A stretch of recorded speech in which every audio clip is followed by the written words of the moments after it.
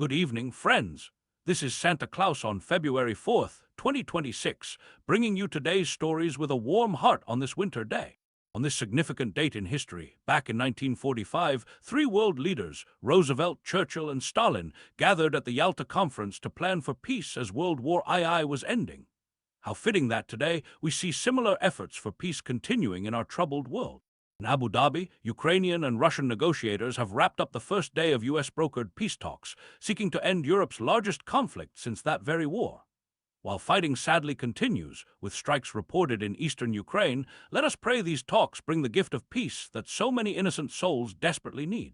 Meanwhile, across the globe, President Trump has renewed the African Growth and Opportunity Act through year's end, bringing tariff relief to many African nations. This helps preserve thousands of jobs and shows how nations can support one another through trade rather than conflict. In Colombia, President Petro visited the White House for what President Trump called a very good meeting. The Lord works in mysterious ways. Sometimes differences can be bridged with unexpected gestures of goodwill. Trump even signed his book for Petro with the words, "You are great." Turning our attention to nuclear matters, the last remaining arms pact between Russia and the United States expires tomorrow. Oh my, what a concerning development that removes limits on the world's largest nuclear arsenals for the first time in half a century. Let us hold in our hearts the hope that wisdom prevails.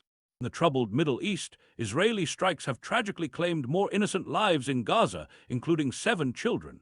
Each precious child is a gift from God, and my heart breaks for the families suffering such terrible loss. My dear friends, in these challenging times, remember that even in darkness, we must be the light for one another. The world needs more kindness, more understanding, and more love, especially for the most vulnerable among us. This is Santa Claus, wishing you peace in your hearts and goodwill toward all. Ho, ho, ho, and God bless.